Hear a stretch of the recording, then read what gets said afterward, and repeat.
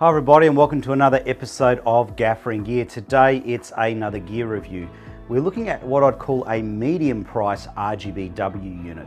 This is the LEDGO LG-G160. This unit boasts a CCT range from 2700 to 7500 Kelvin with a plus minus green. It also has a full HSI mode, an RGB mode, and pretty much like every light on the market at the moment, it also has a special effects library. The unit is controllable via DMX as well as a Wi-Fi app, but there is a catch with the Wi-Fi app. We'll talk about that later in the review. The unit can also store 5 memory settings, so that's pretty cool. Now, here's the most interesting thing about this unit. On paper, it seems a little bit underwhelming because it only has a 160 watt LED engine. But that 160 watt LED engine is actually punching out as much light as a 200 watt Skypanel.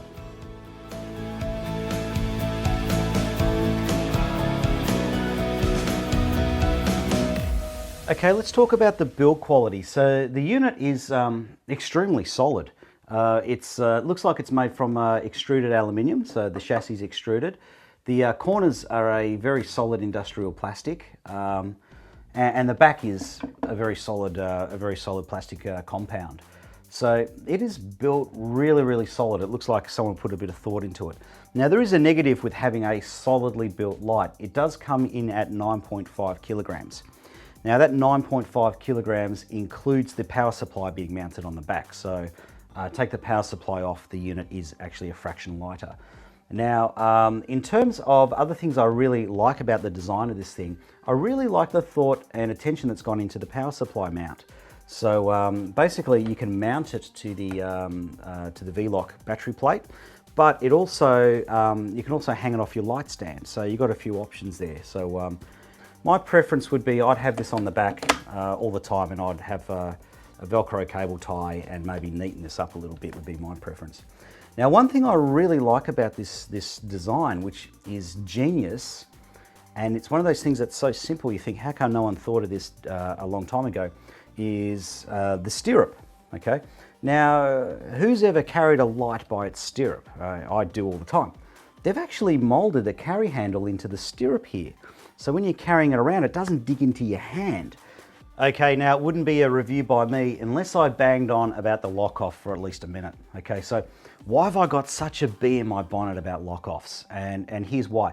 This light's really good. It's got a big clutch area, okay? So the bigger the surface area, the more tension you can apply with less effort, okay? So it doesn't wear out, okay? So I've got HMIs, big lights, huge lights that cost in excess of $20,000 each that have a pissy little clutch about that big, okay? And in order to get it locked, you have to do it really super tight, and it strips the threads over time. It's an absolute nightmare. But this unit, because it's got decent sized clutches on it, all you need to do seriously is this. Look at that, okay? The one thing that does concern me with the back of this unit is the buttons. They do stand very proud. So if you don't have a power supply mounted on in transport, they're very proud. They actually do stand out a little bit further than this ridge. So my concern would be transporting this, that those buttons sooner or later are going to get banged or knocked off. So you'd want to put it in a decent carry bag. But having said that, the buttons do feel fairly solid. They don't feel like they're going to break off anytime soon.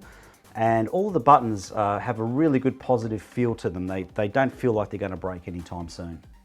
Okay, so let's have a look at the front of the light, and this is probably the weakest part of the construction, and that is the hinges, where the hinges mount to the actual light.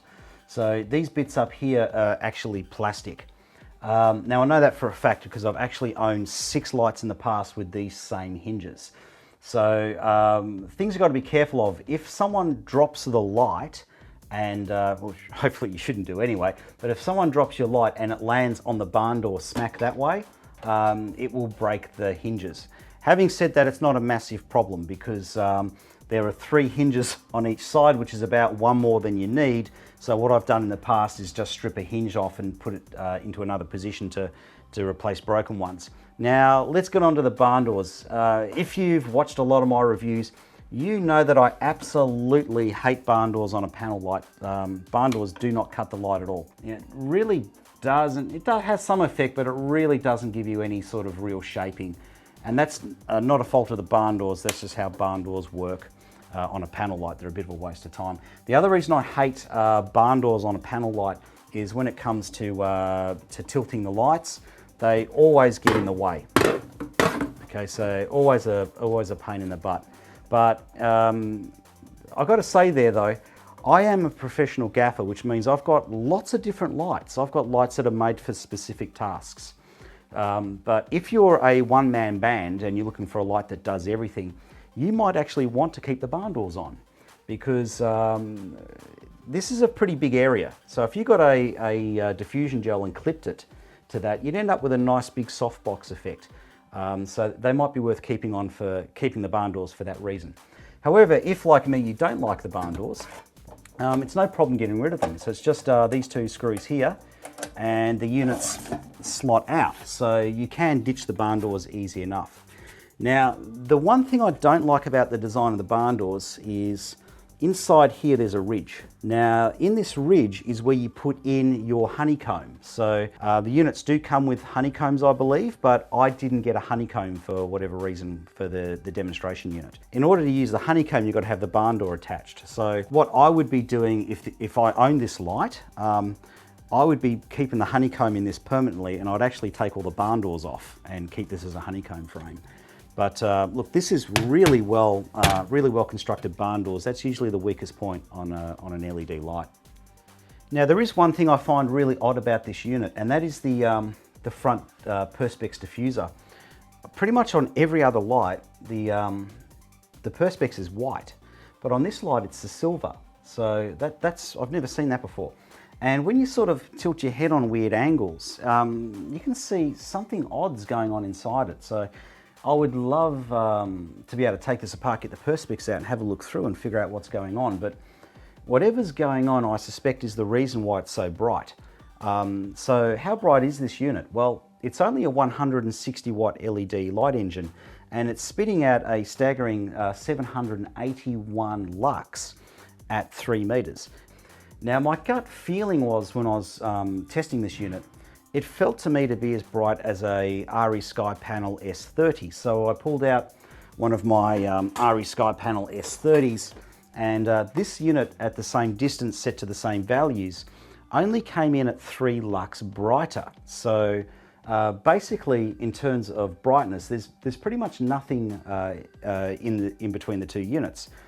The only real difference is this is 200 watts and this is 160 watts.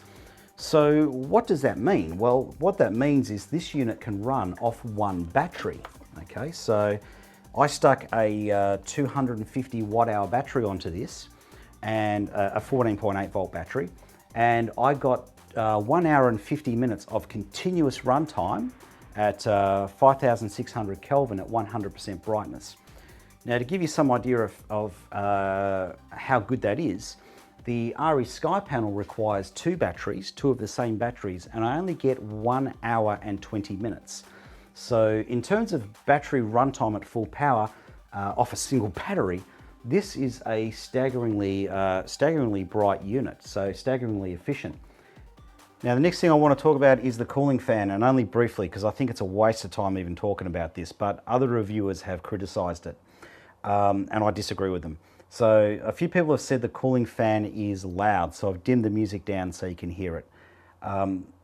The first point I want to make is if you are hearing this through the microphone, you've got your actor standing on the wrong side of the light and they're standing too close to it. Okay, that's and the other thing I want to point out is if you think this is a loud fan, or if you think this light is loud, you've never heard a HMI.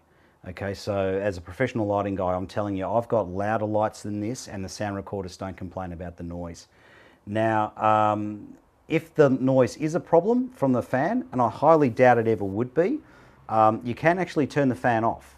Now, when you turn the fan off, it does reduce its brightness so it doesn't overheat the light engine. So let's just have a look. But you can get the unit to run absolutely dead quiet, but in all seriousness, I'll just turn the fan back on. In all seriousness, I don't think you're going to hear the fan. Now, when you listen to this in a showroom, it does sound loud because you're standing at the controls where the fan is. So if you're looking at one of these and you're concerned about the fan noise, seriously, just do this.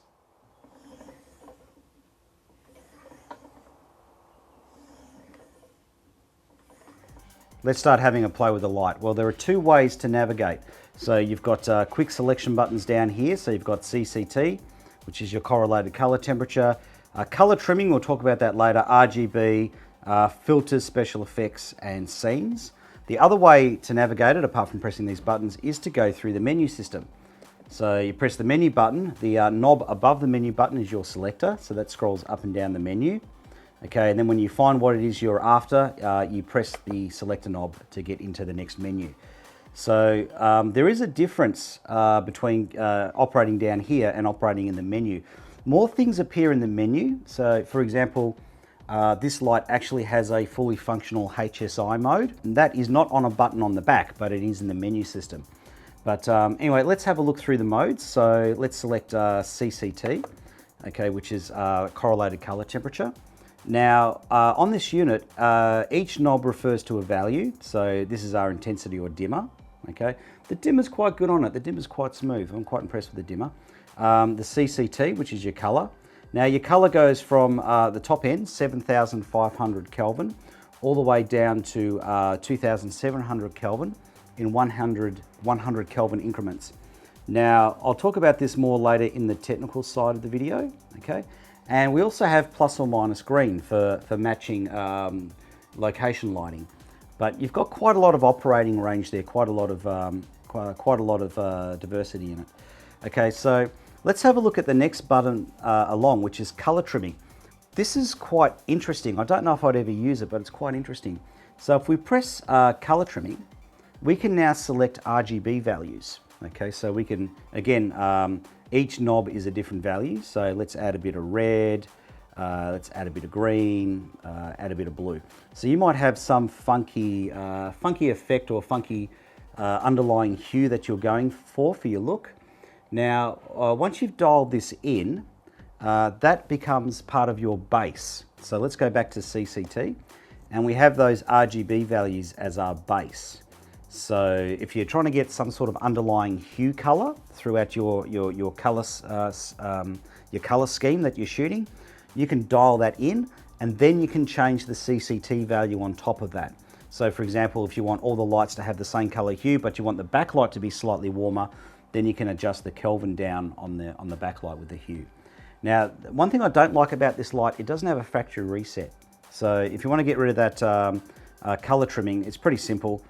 Press the color trimming button, set every knob in the 0 direction, and that's reset. So I don't know if I'd ever use the color trimming, to be quite honest with you. It's not as as useful as the advanced color mode in a Skypanel, but it's an interesting feature, particularly on such a cheap light. So let's have a look. We'll go into the menu. We'll press the menu button. Let's go into the menu, select light modes, and let's have a look at HSI. So this unit does have a full HSI mode. So again, each knob refers to a value on the display, really quite simple to use.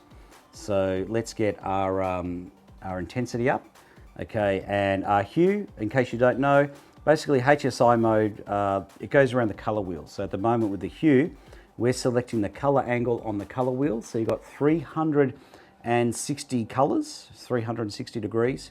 And I said that this light has a full HSI mode. So we'll go to blue. The S in HSI stands for saturation. So we can adjust the level of white light or colored light. So we can adjust the saturation in the light. So I'm adjusting the saturation there. So it does have a full HSI mode. Okay, so let's have a look at the next mode. The next mode is called Tungsten. Okay, so of course you'd expect that to look like an old school tungsten light. Let's hit it. Okay, now the interesting thing with this, you're probably wondering, why have a tungsten mode? Why not just have the CCT mode and dial in 3,200 Kelvin? Well, it's to do with the color science of the unit. So in CCT mode, this unit tends to run very pink. It runs like a bicolor unit. It doesn't actually track the black body curve. But in the tungsten mode here, when you hit the tungsten, it gets its white point very, very close to the Planckian curve. So it gets it actually 0.0004 DUV increments out. So which is way closer than it is in CCT mode. Of course, in this mode, you can't change your color. You can't change your CCT, but you can dim. So the reason they've got this mode is to get the white point more accurate if you're matching into tungsten lights. The only criticism I'd say of this, I'd probably call it an incandescent mode, because it actually comes in at 2808 Kelvin, not 3200 Kelvin. Now, before we move on to the next mode, just something I'll point out: whichever mode you're currently in has a little star next to it, so you can always find where you are in the menu. All right, so let's have a look down at the next modes. So after tungsten, we've got sodium vapor. We've also got metal haloid, okay? And we've got fluorescent and street lights. Under street lights, you press that, there's a sub menu with various other street lights. Let's go back in the menu. Let's go back to tungsten, okay? And just to show you the difference, I'll switch between tungsten and go to back to sodium vapor. Now, one thing I'm going to say with these modes, and I haven't taken this around town and stuck it under different streetlights to have a look, but I can tell you from the almost 2 years that I've had, or year and a half that I've had Skypanels with this feature in it, it is a handy mode. Now, it is never, ever going to match street lights. So you can't, for example, walk under a street light, put this in the mode, and it's going to match the street light. And here's why. Because things like sodium vapor lights, metal haloid lights, as they get older, the color changes in the globe. So you're never going to get a color match. But this mode is fantastic as an effects mode. So I want you to imagine you've got a window, like a bedroom window, and you want a street light coming through. Now, if you just dial in a CCT, it just looks like there's a light outside. But if you select sodium vapor, let's just hit this, the sodium vapor, it actually looks like a street light. So the interesting thing with these, I'm not going to bother going through and showing you all the results, but they haven't just dialed in a CCT value, they've played with the color mix a little bit, so the spectrum's actually reduced. So that's what gives it that real, I suppose, gritty, shitty look that actually sells it as a street light. So these are fantastic modes for getting creative with. Okay, so let's have a look at the next mode, which is filters. Now, in case you think that I'm getting paid for this review or I'm getting some sort of a kickback, here's where I prove to you that I am not. This filters mode is a gigantic waste of time. Now, possibly in the future, this will be firmware updated, but let's have a look at it at the moment. So let's select it. Now, you get a small choice of filters. There's not many there. And the filter codes make absolutely no sense. I've got no idea what that means. When you do select a filter, you get a choice of a hard selection of 5600 Kelvin or 3200 Kelvin. Now, when I looked this up online, I found that these filters are actually like CTOs and CTBs. They're just correction filters. So they're not any sort of special effects or colors filters. They're just a CCT filter.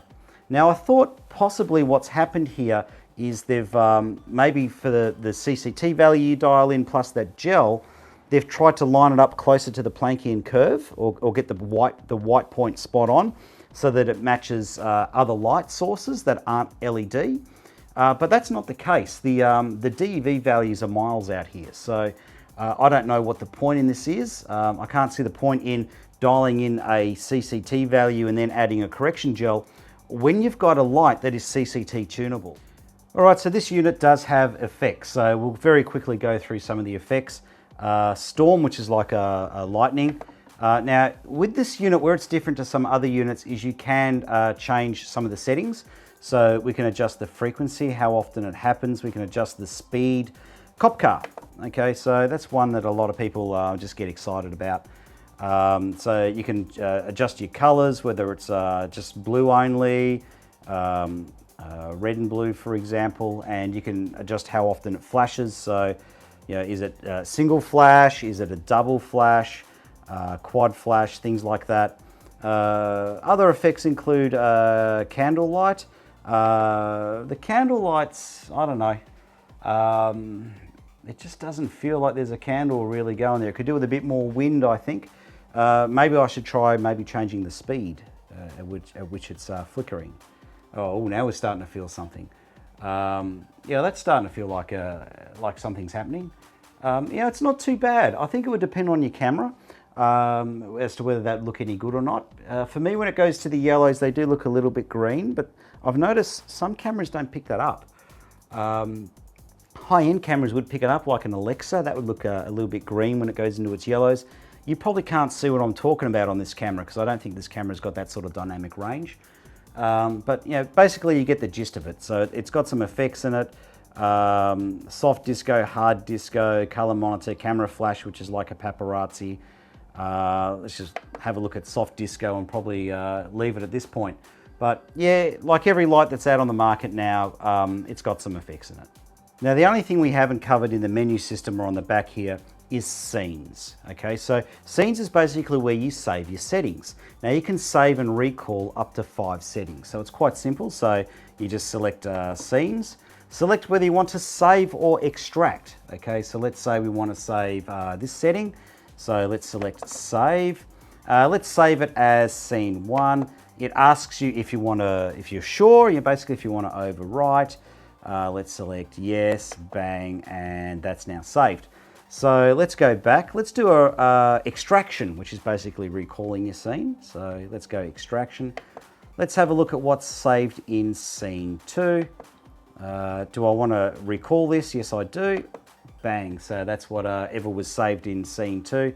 You can save and recall up to 5 settings. Now, what I really like about this, where this is different to a lot of other lights, say, for example, the RE Skypanel I've got over here.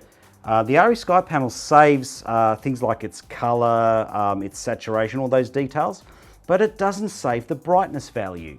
Whereas this unit saves the brightness value. That's something I really, really like. Now, the last thing to talk about is controlling this remotely. So you can run it off DMX, which to be honest with, I haven't had to play with. But you can also run it off Nangguan's phone app. Okay, so at the moment I've got it running at 3200 Kelvin. I can adjust that to 5.6. I can dim the unit. Now, as you can see, because it's running over a Wi-Fi network, it's not the fastest controller in the world. So I wouldn't use it for in-camera effects, but for scene changes, it's okay. This is color mode. So that's all pretty cool. Now, here's the thing. I can desaturate. Here's the thing. The phone app's free. Okay, but you have to buy it in order to get the phone to talk to the light. You have to buy this dedicated sort of Wi-Fi router controller, and this is about $500. And in my opinion, because I haven't got the software sorted out yet, it's not worth the $500. But I've got a whole other video talking about this, and maybe if you've got other Nangguan and LEDGO lights, because that's all this controls, it doesn't control any other brand. It might be worth considering. So if you've got like the tubes or bicolor lights, it might be worth considering getting this. So I've got a whole other video on it, but my honest opinion is don't waste your $500 on this. Okay, so now into the boring technical stats. So first off, we'll talk about CCT. Now, to let you know how I got these results, because people do message me, basically I took 49 readings, so that's every single CCT value you can dial in, I took a reading at. And in the readings, I measured the CCT, the DUV, how much it varies off pure white, the television lighting consistency index scores, and the TM30 scores. So when you dial in a CCT on the back here, what it actually spits out is accurate to typically plus 123 Kelvin. The most accurate it was plus 38 Kelvin, and the most inaccurate it was, or the furthest out it was plus 225 Kelvin. Now, to give you some idea, most lights in this price range are usually accurate to plus or minus 200 degrees Kelvin, okay? So that adds out to 400 degrees Kelvin range. So this hasn't performed too bad in that regard. All right, so here's a quick tip for you. If you own one of these and you want to dial in super accurate kelvins, once you get above 3600 Kelvin on your dial, just go 100 Kelvin back, and then your accuracy overall will be accurate to 23 degrees Kelvin, which is not too bad. Okay, now let's talk about color rendering. This light is actually superb when it comes to color rendering. So in terms of television lighting consistency index scores, the lowest thing this scored was 98, and the highest it scored was 99. and that worked out to an average of 98.8. So that sounds pretty impressive. However, TM30 color vector testing, which takes 99 readings all the way around the color wheel, indicates that a more realistic score would be 92.7. Now on TM30 testing, anything above 90 is pretty damn good. Anything above 95 is the holy grail when it comes to LEDs. Now let's talk about the purity of white. So basically, when you dial in a Kelvin, is it color mapping on pure white or is it off? So the measurement system for this is called DUV. So DUV measures in increments, is it below or above pure white? So to give you an example, 24 increments of DUV, that's 0.0024, is the equivalent to the lightest color correction gel you can get. Now, normally I'll give an average for an RGBW light because what happens is normally with RGBW lights, top-end lights like the $6,000 Skypanel here, is they track what we call the Planckian curve. So on a color map, as you can see here in this graphic, there's a line running through it, and that line represents pure white light or color temperature white light. So as you notice, that line is actually curved.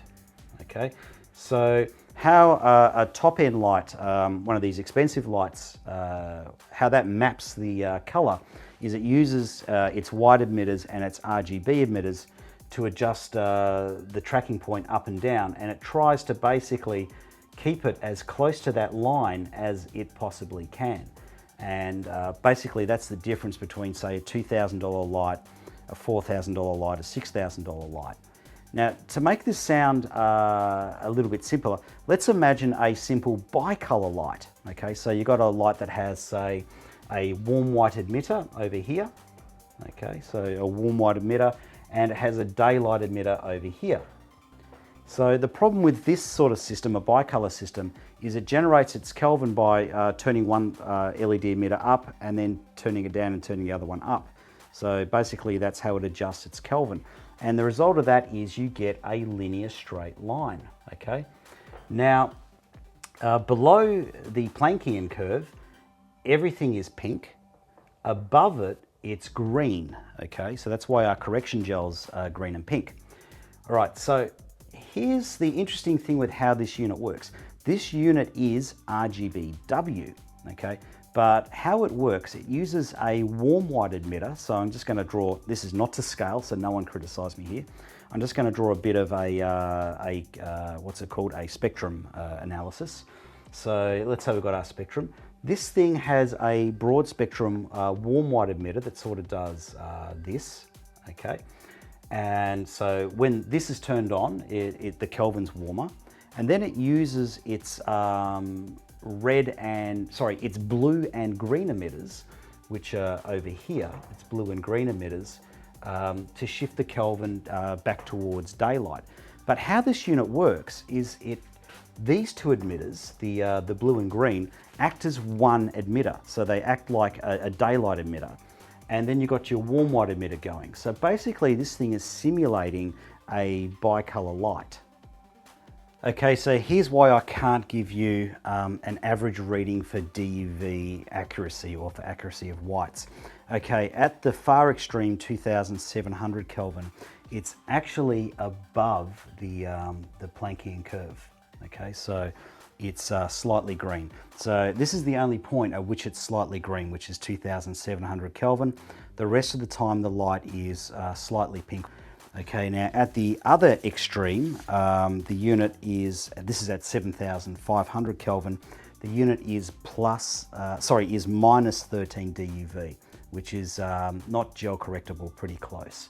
So that would be somewhere about here.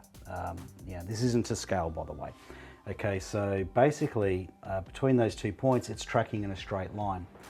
Okay, so with all my results that I took, all the readings that I took, basically it drifts away from the Planckian curve. The accuracy drifts away from the Planckian curve until it gets to the middle point, about 4,000 and between 4,000 and 4,500 Kelvin. which is the furthest away it is. At that point, it seems to stabilize out, and it stabilizes out there at a minus 73 DUV, which would be a plus green gels, which would be a 1/4 and a 1/8 combined. Okay. Now, at your more common values, say 3200 Kelvin, so let's guess that to be about here, 3200 Kelvin, the light is minus 45 DUV out, which would be about a 1/4 plus green gel. And at daylight, which would be, say, somewhere roughly about here, again, not to scale, at daylight the unit is 57 DUV out. So yeah, about a quarter plus green gel out. So that's why I can't give you an average, because it, apart from in the center point between 4000 and 4500 degrees Kelvin, literally at every other Kelvin you dial in, the value is different because it's moving away from the curve. Now, what's interesting here is this thing does have plus and minus green, so you can compensate for that manually on the back, but you would need a color spectrometer. Okay, so for anyone who's still awake watching this video, let's have a closer look at our common CCT values. If you dial in 3200 Kelvin, you get 3275 Kelvin with a 98 TLCI score. Here are the individual CRI scores. Here is the TM30 color graph. And here is the spectrum analysis. Now, when you dial in 4300 degrees Kelvin, you get 4425 Kelvin. The light has a 99 TLCI score. Here are the individual CRI scores. Here is the TM30 color graph. And here is the spectrum analysis. Now, when you dial in 5600 Kelvin, you get 5713 Kelvin with a 99 TLCI score. Here are the individual CRI scores. Here's the TM30 color graph. And here's the spectrum analysis. Okay, so this is an RGB unit, so let's have a look at how accurately it dials in its colors. So first off, we'll have a look at full saturated primary colors and full saturated secondary colors. So its red emitter dials in at 1 degree. So it should be 0 degrees or 360 degrees on the color vector. So it is 1 degree out, which actually makes it still more accurate than the more expensive Skypanel. Its green emitter should be 120 degrees on the color vector, and it is smack on 120 degrees.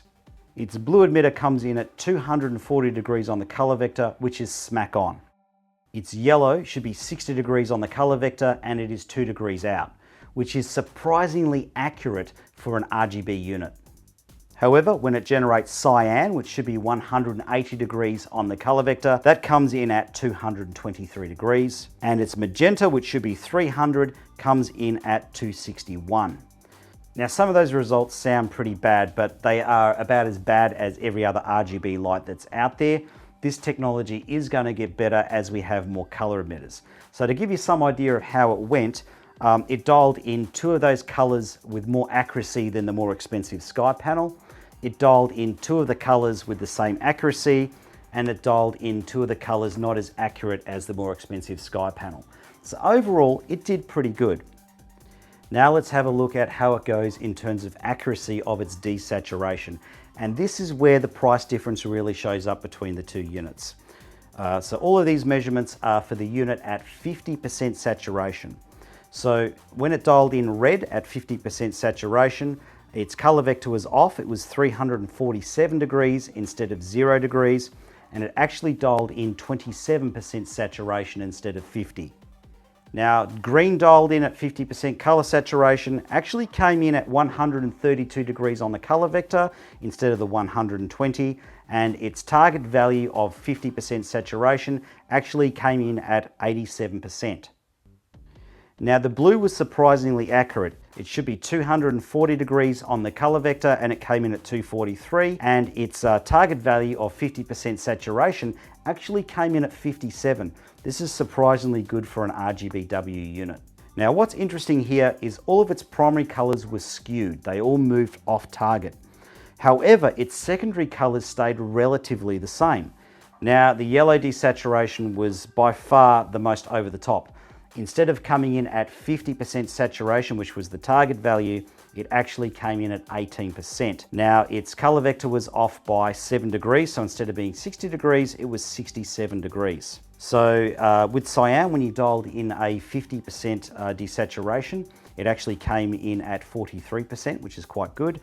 And with the magenta, when you dialed in a 50% desaturation, it actually came in at 47. Okay, so before I go, a very big thank you to PROTOG, who are the Australian distributor of this, for lending it to me to have a look at. I tell you what, I'm looking forward to some simpler reviews coming up. The next review is on a bicolor light, and the review after that I think is a monoblock. But hopefully in between those I'll get to give some advice and some general tips videos. I'm Andrew Locke, see you on the next episode of Gaffer and Gear.